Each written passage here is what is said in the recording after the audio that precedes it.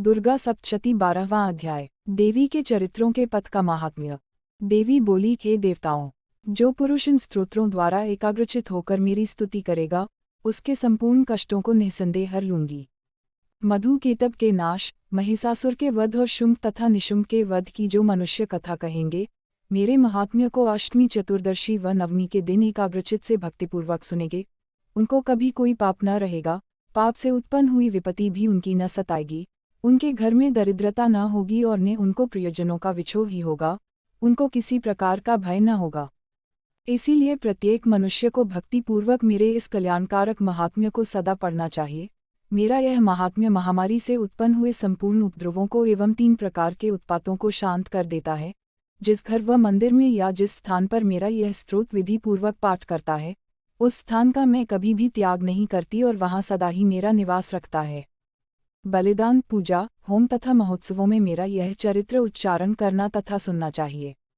ऐसा हवन या पूजन मनुष्य चाहे जानकर या बिना जाने कर, मैं उसे तुरंत ग्रहण कर लेती हूँ और शरद काल में प्रत्येक वर्ष जो महापूजा की जाती है, उनमें मनुष्य भक्ति पूर्वक मेरा यह महात्म्य सुनकर सब विपत्तियों से छूट जाता है और धन, धान्य तथा पुत्रादि से संपन्न हो जाता है। और मेरे इस महात्म्य व कथाओं इत्यादि को सुनकर मनुष्य युद्ध में निर्भय हो जाता है और महात्म्य के शरण करने वालों के शत्रु नष्ट हो जाते हैं तथा कल्याण की प्राप्ति होती है और उनका कुल आनंदित हो जाता है, सब कष्ट शांत हो जाते हैं तथा भयंकर स्वप्न दिखाई देना तथा घरेलू डक इत्यादि सब मिट जाते हैं।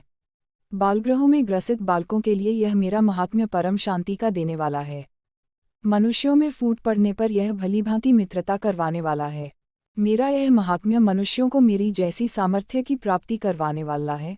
पुष्प, अधर्य, धूप, गंध, दीपक इत्यादि सामग्रियों द्वारा पूजन करने से, ब्राह्मण को भोजन करा के, हवन करके, प्रतिदिन अभिषेक करके, नाना प्रकार के भोगों को अर्पण करके और प्रत्येक वर्ष दान इत्यादि करके जो मेरी आराधना की जाती है और उससे मैं जैसी प्रसन्न हो जाती हूँ, वैसी ही प्रसन्न मैं इस चरित्र के सुनने से हो जाती हूँ। यह महात्म्य श्रवण करने पर पापों को हर लेता है तथा आरोग्य प्रदान करता है। मेरे प्रादुर्भाव का कीर्तन दुष्ट प्राणियों से रक्षा करने वाला है, युद्ध का भय नहीं रहता।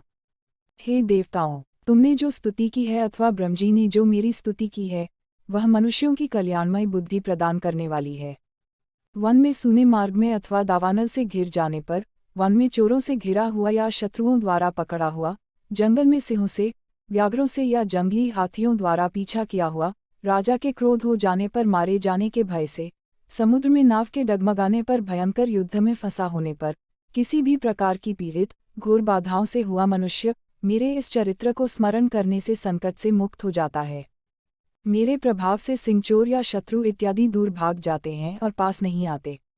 महर्षि ने कहा, प्रचंड पराक्रमी वाली भगवती चंडिका यों कहने के पश्चात सब देवताओं के देखते ही देखते अंतर्धान हो गई और संपूर्ण देवता अपने शत्रुओं के मारे जाने पर पहले की तरह यज्ञ भाग का उपभोग करने लगे और उनको अपने अधिकार फिर से प्राप्त हो गए तथा युद्ध में देवताओं के शत्रुओं शुंभ व निशुंभ के देवी के हाथों मारे जाने पर बाकी बचे हुए राक्षस पाताल को चले गए।